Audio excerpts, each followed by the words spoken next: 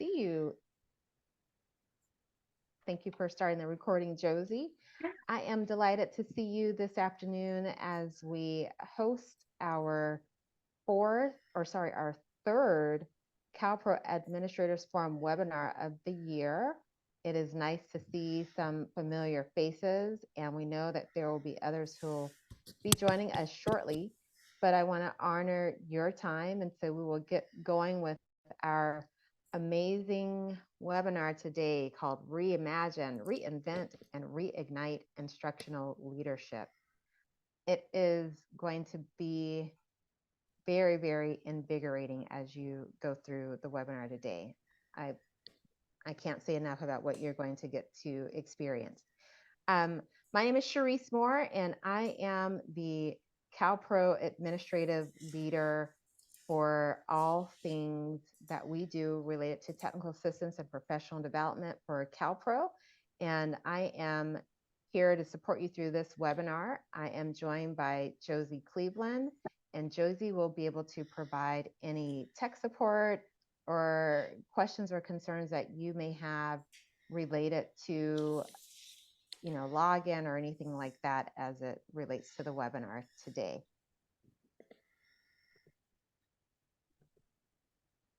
The background on our Administrators Forum webinars.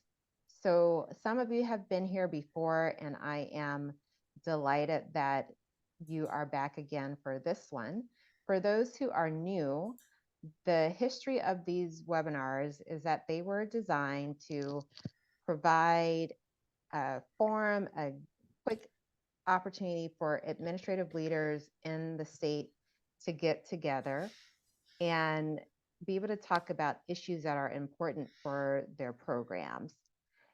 So we've continued that since, well, for almost about 14 years now, and it has really worked out for our administrators to have this forum in place to connect.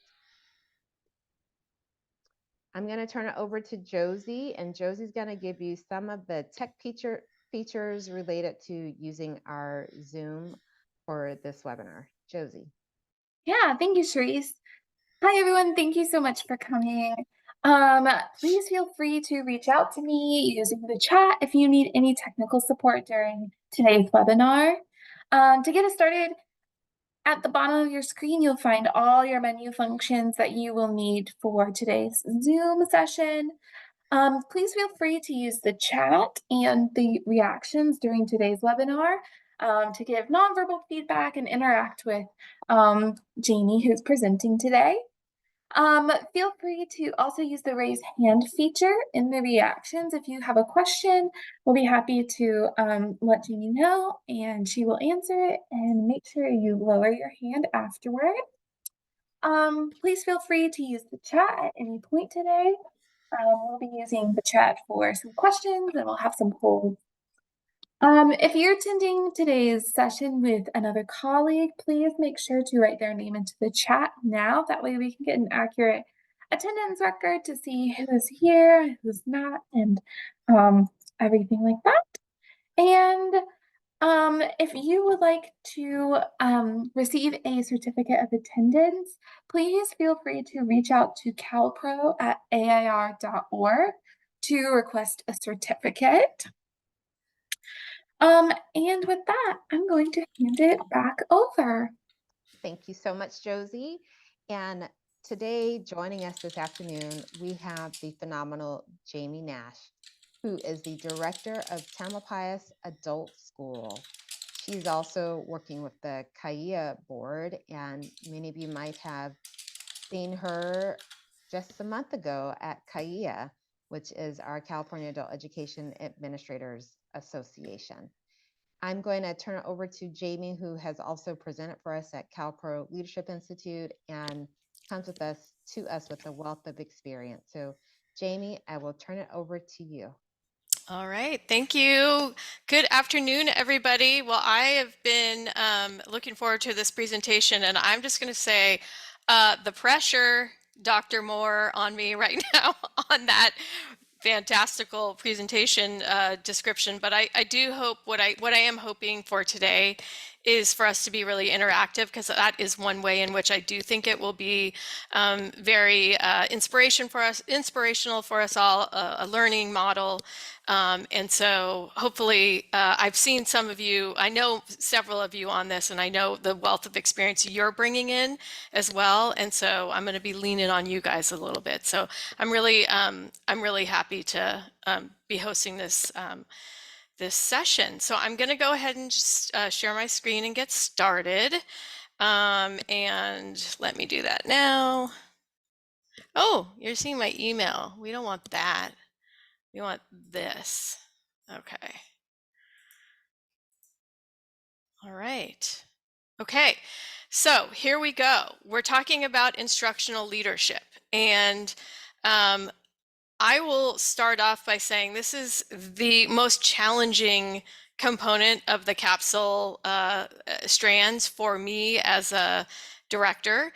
And I don't know if anyone else feels that way, but I'm going to imagine that some of you do. And so for me, this is the one I spend a lot of my time in terms of research and wondering if I'm doing the right thing, and all that goes with it. So really what I'm going to be presenting today is some of my practical guidance that I use, and we'll also be asking you to share yours. Okay, so moving on. A little bit about me as an educator. I am at Tamalpais Adult School, which is in Marin County. I fell into adult education by accident. I was a high school counselor in a high school district, which is where our adult school stands today, and came over to do a little bit of help. And that was probably 17 years ago.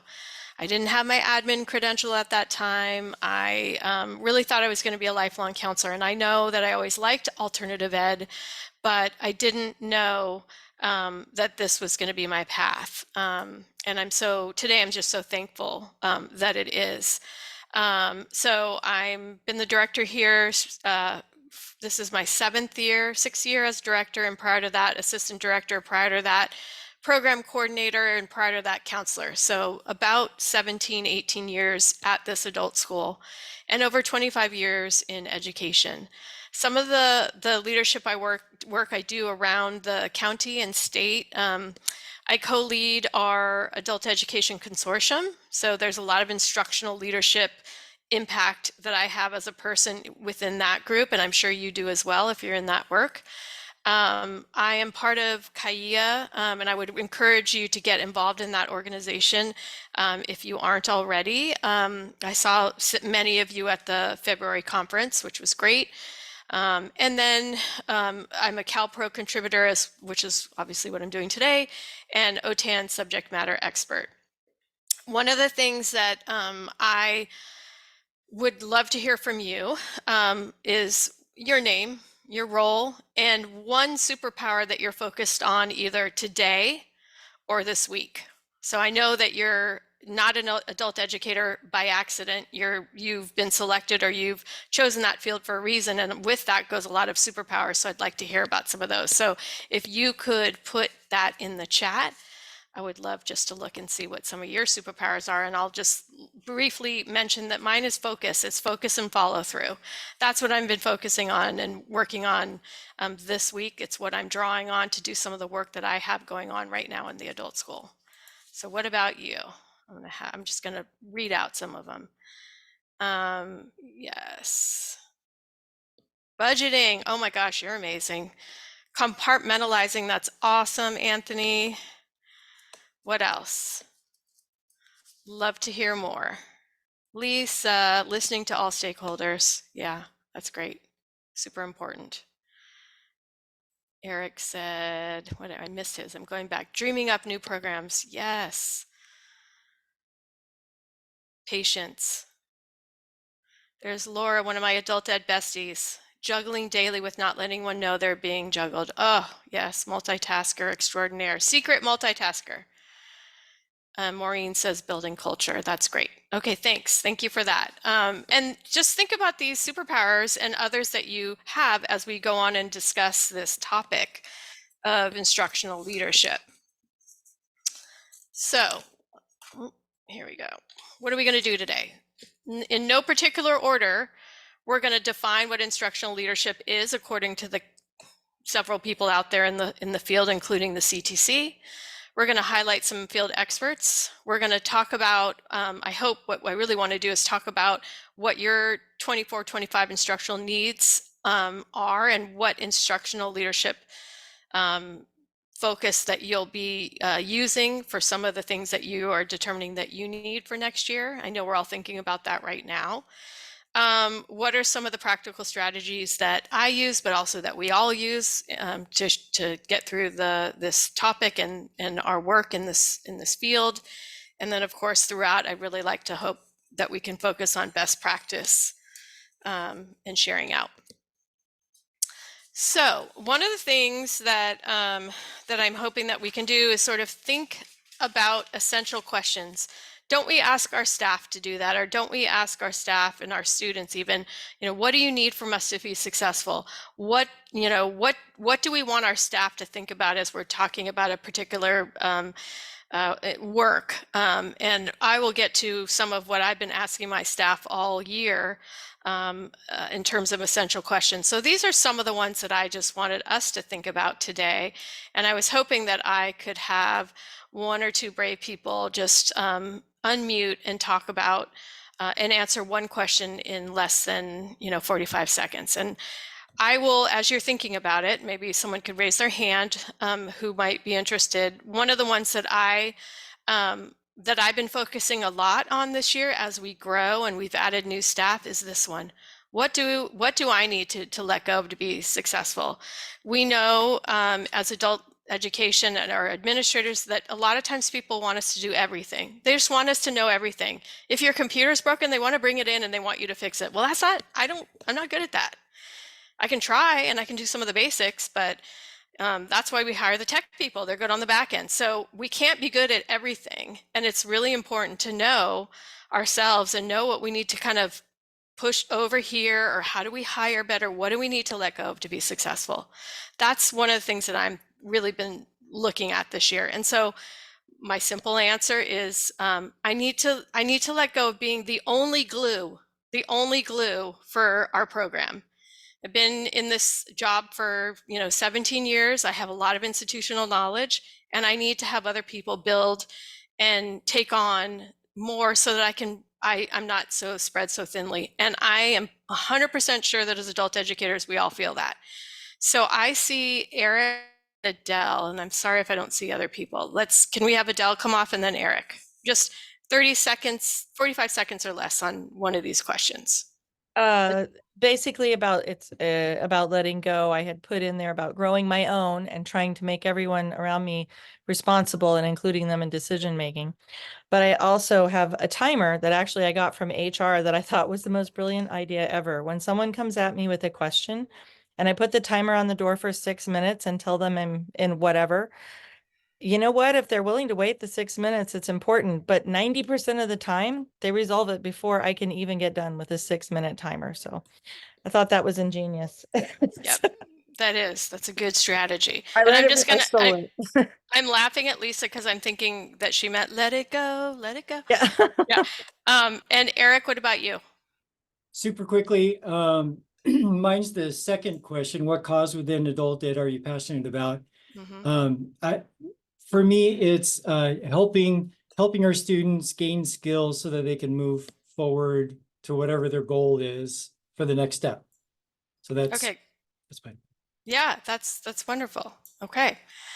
So thank you. I'm going to have Eric, you can put your hand down. And anyone else I'm missing on the chat? I don't think so. I think I got everybody, but just in case, don't want to leave anyone out. Okay. So then next, the title of this session, I really feel like applies to all of us in our programs. We are constantly being asked to reinvent something, reimagine it, redo, get people excited about it, while doing all the million of other things that we're required to do in our programs. Highlight underserved learners, that's what we do. Putting their needs and their voices front and center. And these are all examples of instructional leadership. So if you agree with me, will you put your hand, your thumbs up or thumbs down?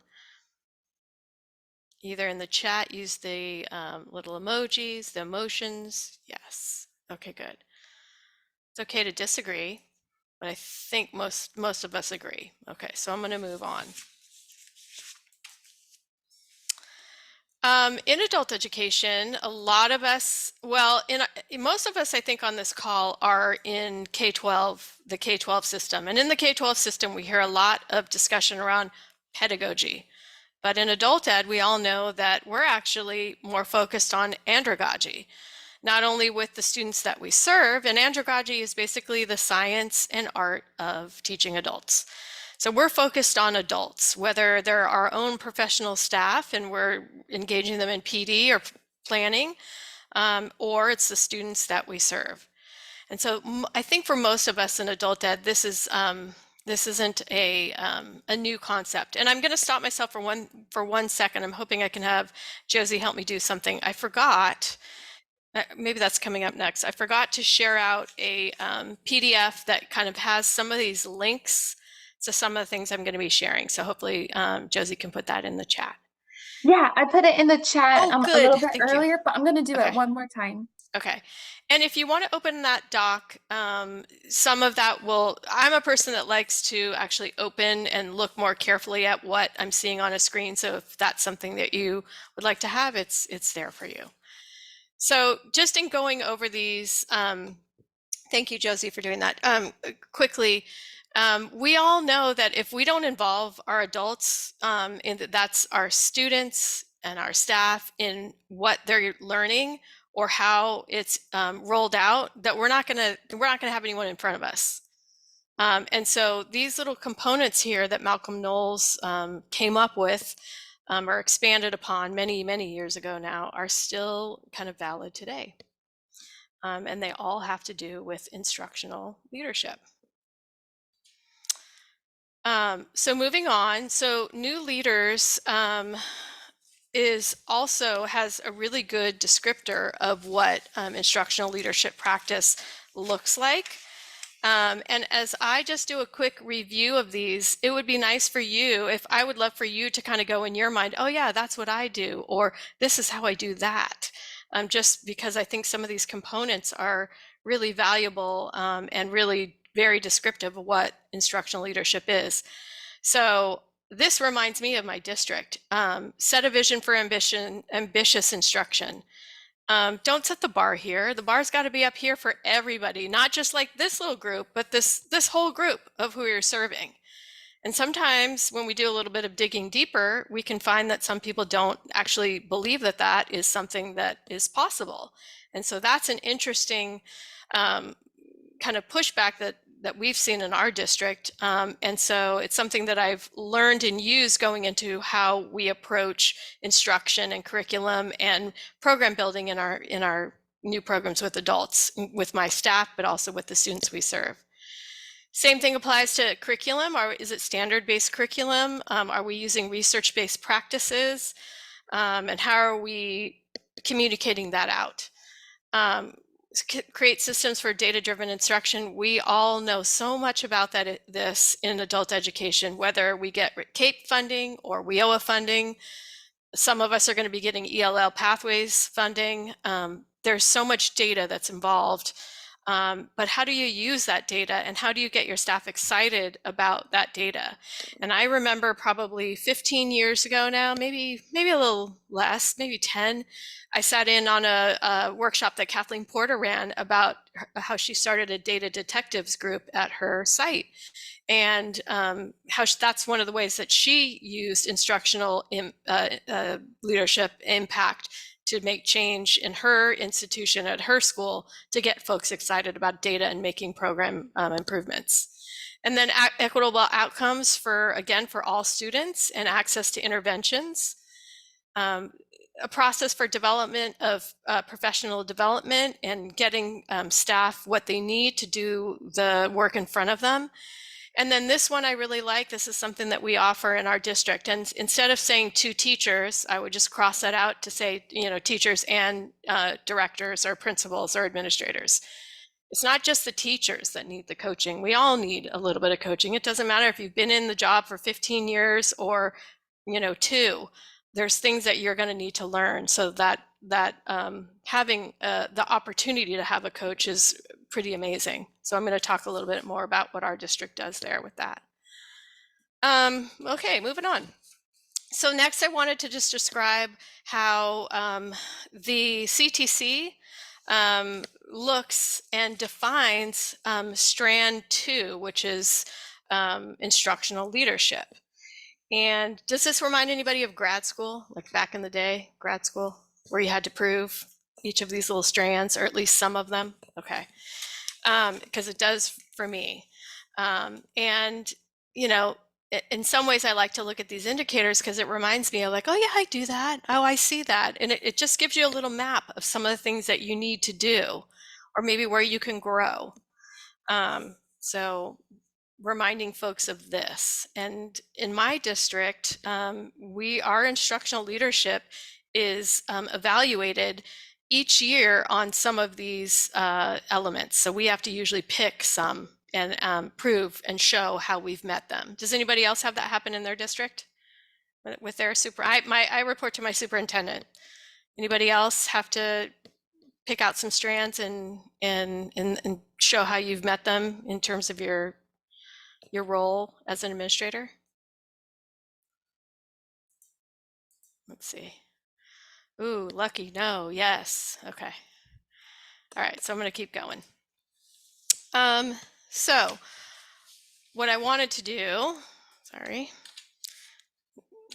I wanted to take a little bit of just a deeper look and look at these quickly again with you all, because we're going to spend a little bit of time asking people to share out on some of this stuff. So element 2 is really just creating a professional development culture. Element 2B is curriculum instruction and standards-based research-backed practices. Element 2C is the assessment and data, and how is that folded into the work that you do at your school and site. So one of the things that I'd love to have you guys talk about in just a moment is, where do you spend the most of your time? So we'll get to that in just a sec.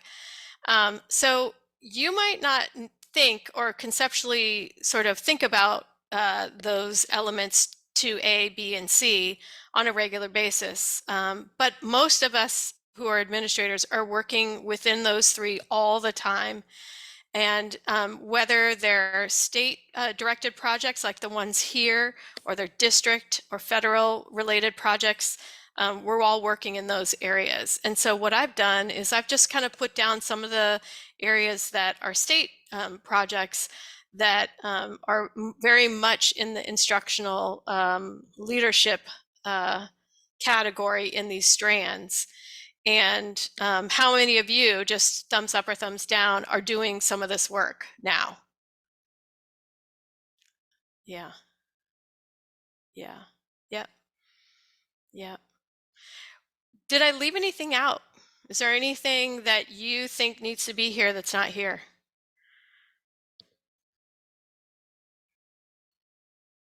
I'm sure I left something out, so you can feel free to put it in the chat. But these are just some of the no-brainers, in my opinion, that are instructional leadership designed. One of the ones that's really interesting right now is this regenerative AI policy, right? AI policy. Do you have one in your district? Is anyone talking about it yet? Is there any AI apps that you're not allowed to use, but you don't know why? What about your staff? Do you help them learn how to use it for their instruction in their classroom? Oh, Norma's nodding her head, so we're going to want to hear about that. And then, it's something to think about. This is one that's changing. I don't know if anyone went to the OTAN conference a couple weekends ago, but this was really interesting. We really talked a lot about this. And I reflected back that, in our district, we're talking about it, but we're not doing a lot about it. And I have colleagues that don't get to use some of the apps that I get to use because their district has ban them for now. So it's a very interesting topic that is going to affect us all, and it will definitely be impactful in our instructional leadership strategies and the work that we do in the coming years. So moving on, is there anyone out there, maybe two people, that would like to unmute and talk about element 2A, B, or C? So it's the, and it doesn't have to be in the right order. Do you want to talk about where your use of assessment and data? It can be instruction and curriculum, professional development. So those are the three. Is there anybody that would like to talk about a high and a low, a grow and a glow, about any of the projects that you've been working on, and share out a best practice or practice? Feel free to put your hand up or come off. And there's no pressure here, because I'm certainly prepared to talk, but it's so much more fun when someone tells us what they're doing. I'll share if that's okay. My name's Monica Garcia. Great. And Monica, what school are you from? I'm from Rialto Adult School in Rialto. Great. And recently, I did some work with one of our other consortium members from ICEC in San Bernardino, and he has extensive background on disaggregating data from the CASAS and sharing with me how he shares with his teachers regarding the pre-post test pairs, the gains, and how to integrate that and really inform the teacher so that it can inform their instruction. And so he came and he spent a few hours with me.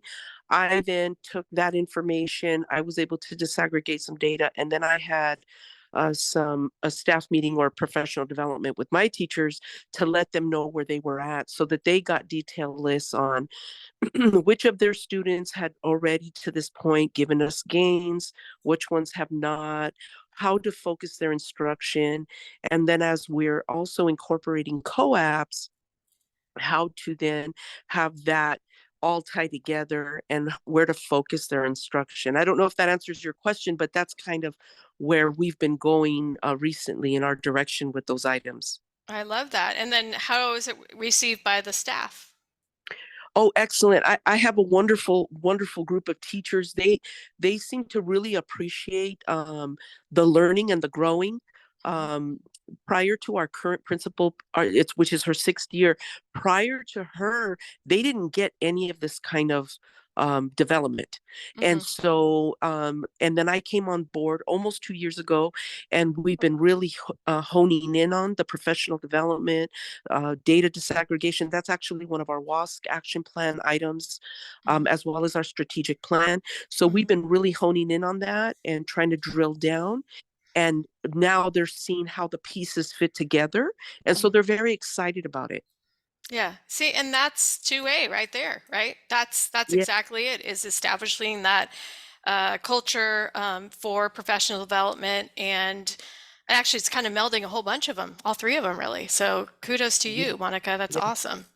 Thank you. Anyone else want to do a quick share on any of this, either the local, state, or federal projects that you're working on that intersect the different elements of the instructional leadership strand? Doesn't have to be perfect.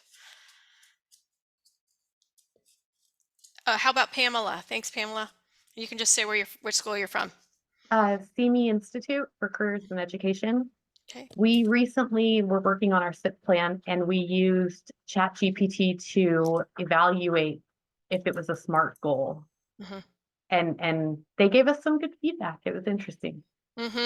Yeah, that's nice. That is really nice. That is great. And that's one of the things that we are hoping that people will use. And that worked out, it sounded like. Yeah. Good. Okay. All right. Well, I'm going to move on. I'm going to share one of mine here. I'm going to minimize the people screen here and keep going. Okay. So one of the, I've been working on the SIP goal as well with our team here. We really have been working on all these, as I imagine all of you guys on this call are. We are newly starting the ELL Healthcare Pathways grant. And so we're going to be starting a new program called Front Medical Office Assistant Program. And while that isn't a new program, what's going to be new about it for us is that we don't want our students to sit in a 500-hour class. They don't have time. You know, so some of the student voice and need that we're hearing from our students is they can't even go to the community college and spend that amount of time over there because they're usually in 2 working jobs, and they need something that's going to get them into an entry-level position in an area that they want and is needed in our county.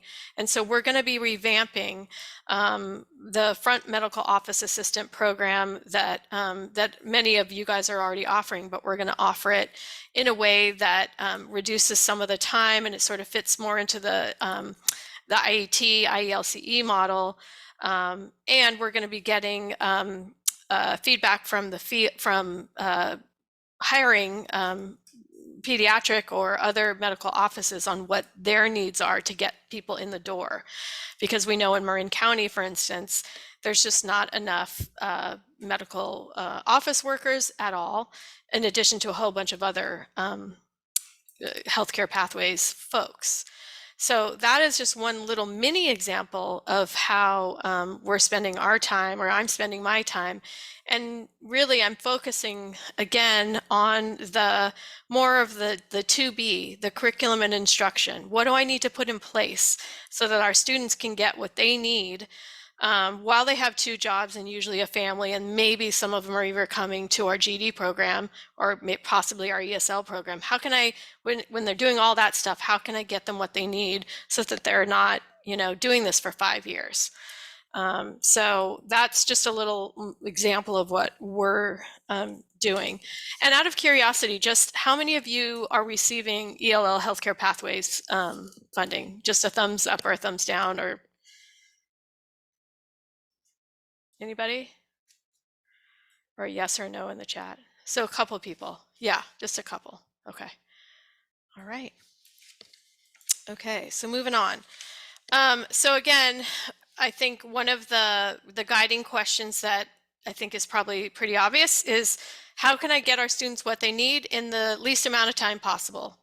And how can I get them what they need so that they can make a livable wage in Marin County, which is really hard, really hard. And so some of the instructional leadership and impact that I can have on this particular guiding question and how to kind of get this program rolling is, I need to partner well. I need to have really good partners in place. I talked about having employer input on what they need to see in our program. So that's going to be front and center for us. Who do I need to talk into in terms of being our partner? Is there any additional financial support available? Can I get our district board excited about this and our other district leaders? Can I get some of our high school students who are graduating into these programs so that they can also have a chance at a higher earning wage job? And what kind of data do I need to use to kind of get this information out? And then most importantly is, how do I, again, if I go back to my guiding question that I had all of you answer at the beginning, what do I need to do to be successful? And I know that I can't do all these things by myself. I need some really good people in place. I have a new assistant director. She's awesome. I am, with the ELL Pathways funding, I've been able to hire an ELL Pathways coordinator who actually also happens to be in our home care aid program. She knows what she's doing, and she's a leader. She's going to be amazing. And so that takes pressure off me so that I can focus on other things that in areas where we need. It could be additional funding. It could be writing some more grants. It could be talking to my partners. It could be visiting some sites. So what I thought I could quickly do is introduce you on a slide to Jessie. And so Jessie is here in the middle. She's in red, and she used to be our paraeducator probably 8 or 9 years ago. And then she got her CTE credential. So we really encouraged her to get that credential from her work as a paraeducator. She was very excited about being in teaching. It was kind of a natural progression for her. So she has her CTE credential in healthcare, and she is more experienced in the back end and the building the state partnerships of healthcare, but also in undergrad went through some nursing classes. So she has a really good understanding of the healthcare pathways field and has worked in it pretty much her whole life. So she's going to be our new healthcare pathways coordinator. She's going to help get this front medical office assistant class up and going. And in addition, she's going to continue her work as a home care aide instructor. She's bilingual. She can help out as needed with ESL. She does a lot of really cool things. And so the reason I'm bringing her up at all is really just to show you how impactful hiring well and building your leaders from within can be. So any questions for me as I go on with this? Okay. Yes, no? Okay. And so then wanted to talk a little bit about professional development. I talked to you a little bit about some of, I feel like it's just a big opportunity for us to have instructional coaching, both as administrators, but for our teachers as well. And while we don't really get a ton of financial support from our district, really that means very little, if nothing, which I'm sure a lot of you are in that same kind of scenario. They do provide a district instructional coach for our school. And they do provide at our district curriculum rate an hourly pay for our staff to do monthly work with our the district coach, which is so lucky for us. And it's been amazing. And so one of the things that I've spent a lot of time myself and assistant director, is we work with the instructional coach and we look at what our student learning outcomes are and what the district initiatives are. And we try to meet somewhere in the middle and use and create curriculum and professional development around that. We do a lot of planning time around that. And you can be very creative with what you do. So one of the things that I don't know about, here's another ask of you guys on this, of our people here today, how many of you are participating in Canvas? In either Canvas that's operated by your district or Canvas that is from the OTAN pilot? Can you just put a thumbs up or thumbs down? Okay. I'm seeing, good, Diana. I'm just seeing a couple of you guys. Okay. So I'm going to ask you to either come off mic, mute, or put it in the chat, but why is it important that we all get to know Canvas? And yes, it is a big undertaking, but why is it important? Because that's the blackboard that the colleges are using. And so if the students get familiar with it, if they once they go to post-secondary, then they already know how to work around it and do assignments and submit and all of that. Yeah, they're starting up here, right? They're not starting down here like, oh no, how can I get there? So thank you. Yes, Elsa. What else? What's another really good reason? I'm going to add, my teachers love it because they have their class uploaded into Canva. Mm-hmm. And so I like it because if they're absent, they just say, go to Canva, this is where we're at, and they continue the lesson. It's less prep for the teachers. Yes, agreed. So anybody else, any other just no-brainers on why we should be exposing both our staff and our students to Canvas, sorry. Okay.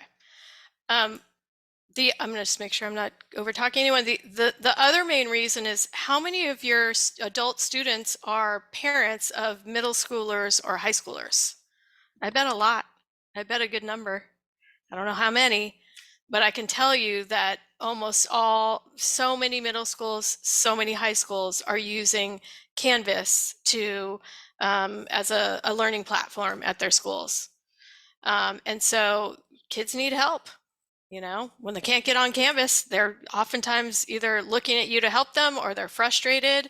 or they're expressing that. And if you're a student that's familiar with Canvas because you're using it at your adult school or your community college, you're going to be able to help them. So I can't say enough about like getting involved in Canvas and getting started.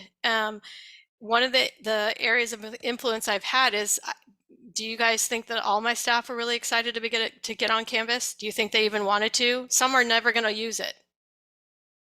So hopefully you're saying no. Yes, I definitely have a group that really doesn't want to be on Canvas, except for I need them to be on Canvas for all the reasons that we just talked about. Even if they're never going to use it, you know, or they don't think they're going to use it today. So what we've done is we've planned all of our professional development and all of our learning, and we're holding all of our curriculum, resources, and materials in a TAM Adult School Professional Development Canvas page. That is co-designed by myself, assistant director, and our instructional coach.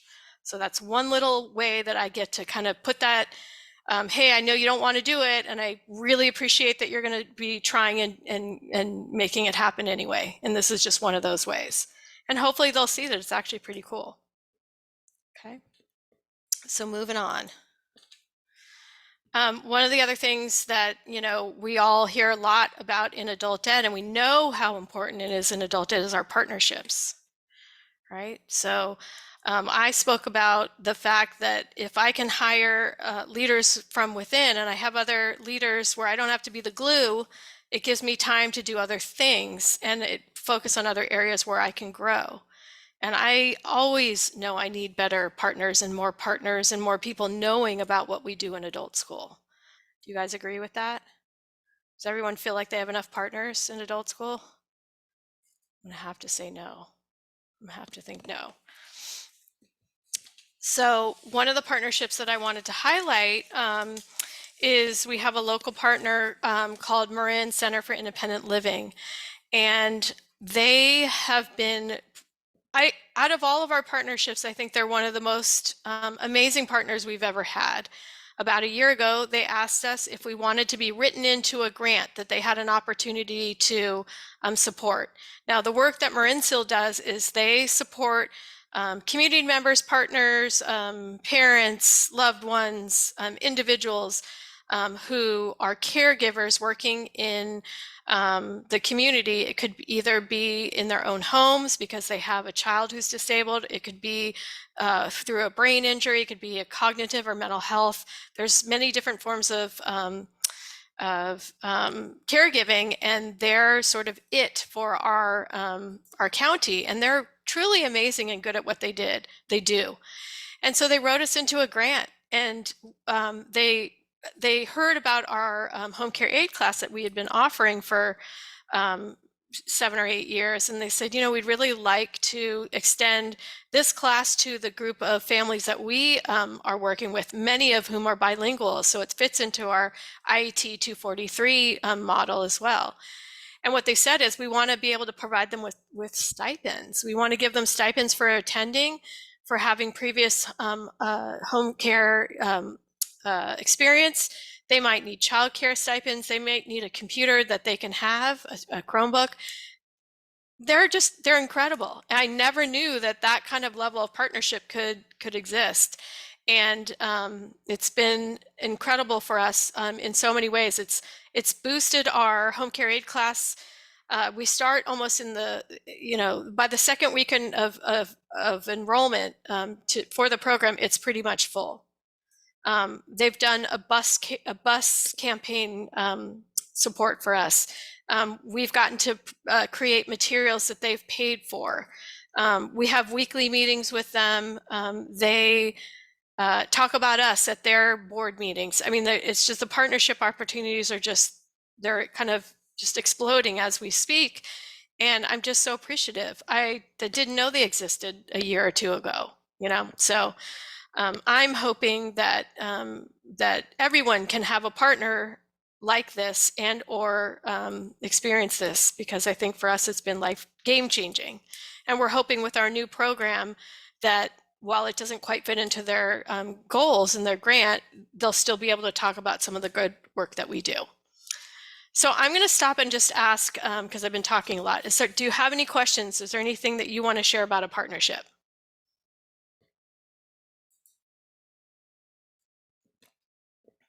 Anybody? Okay, it's a quiet group today. No need. And sorry if I'm not seeing a hand raised, just come off the mute. All right, so I'm going to keep going. So, oops, I think, did I go one? No, I didn't. Okay. So one of the things that we all know, if we're a WIOA or a CAPE supported agency, or an agency that receives funds from either of those, we have a lot of data that we have to report out. I'm wondering, I'm not going to spend a lot of time on this, but each of these are just some of the recent kind of data talking points that I've had to look at in the last month. I'm wondering if anybody has a creative way of collecting data or using data with their team. We did hear from, I think it was Monica, who talked about what she's doing. Is there anybody else that wants to talk about data, how they're doing data in their school, or how they're using it in their instructional leadership design? I'm going to call out Laura Dutch. If she doesn't answer. Oh, anybody? Okay, Anthony. Yeah, we've developed a system internally that gives all of our teachers an up-to-date understanding of the progression of our students in the diploma program. So as students complete their classes, we have a live Google Sheet that our counselor updates, and the teachers every time know exactly how many credits the students need and what course is going to come next. So we do an independent study model. So it's not just about teaching the students the material, but it's like coaching them and encouraging them through. And so to know exactly how much the student needs to do is very encouraging. We've had great success with that. I love that. And that's a locally created data tool. And I think a lot of us have created those to really build into our programs to get those kind of results that you're looking for. Because the worst thing ever is to be a teacher and not really know how many more credits that student has to do when they're in front of you, and you can't, and you want to get them excited, or hey, you just finished. They might have just finished, right? Yeah. Thank you, Anthony. Who else? Anybody else want to share a innovative data tool or locally created tool? Laura Dutch, will you? I don't know if you're still here, but will you talk about how you introduced your SIP process with your team? Oh, is Laura not here? She might have hopped off. Okay. Anybody else want to talk about anything they've done? Okay. Well, I'm going to move on then. One of the things that we know we all need to do more of is get your school in the spotlight, either student recognition, board presentations, your elevator pitch, your memberships. Who can talk to me about how they have highlighted their school or their students?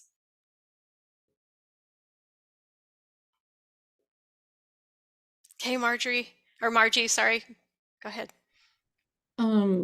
My district sends out an electronic newsletter that goes to everybody, families, students every month.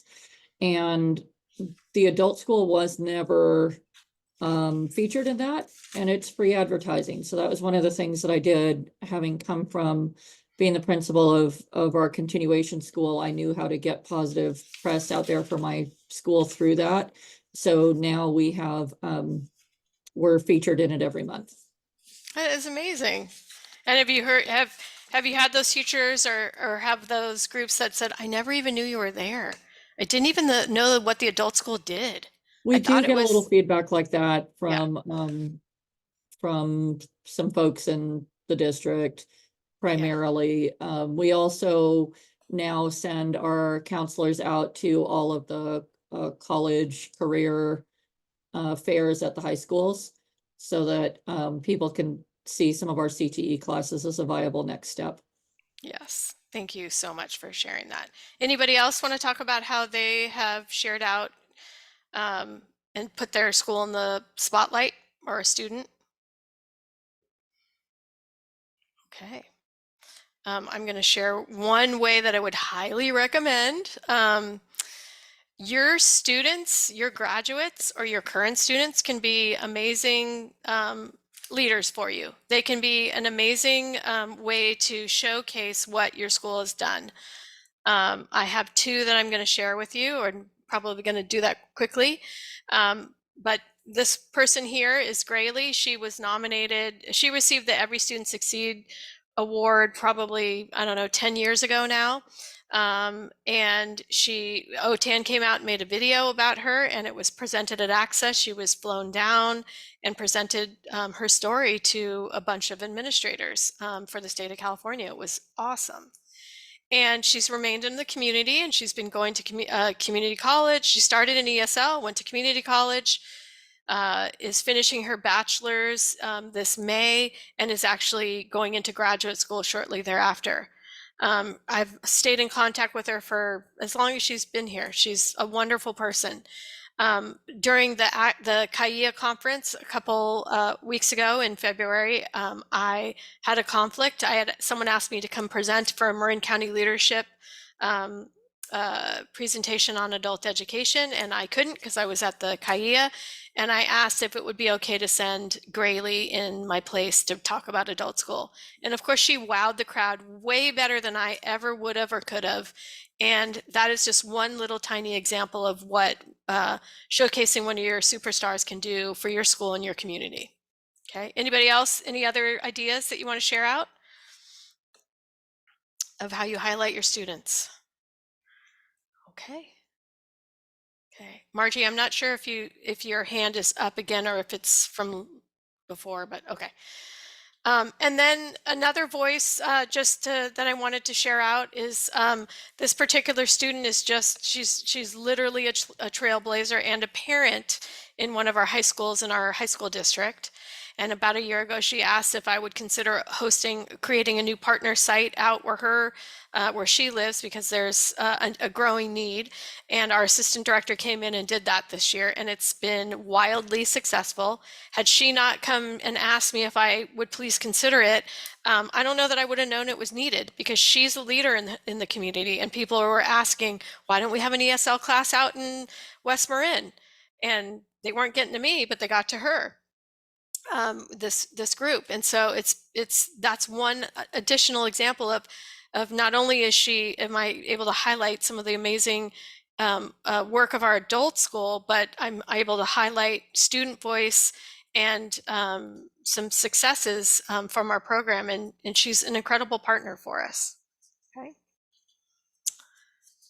So before we go, I feel like I skipped over one thing here. And this is the slide I wanted to spend a little bit of time on. When you think to your what you need to do next year, you're probably thinking about that right now.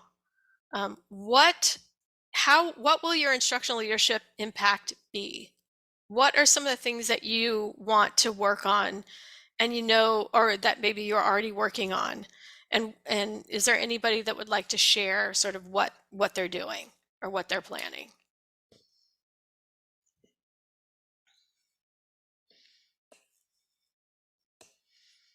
No one wants to share what they're doing or thinking or planning? Diana, not even you? Diana, come on. Oh, gotta fix my camera. I was just trying to be a little fly on the wall. I think it's great to see the activity that everyone is participating in today. And we've been in a couple of different webinars today, some of us.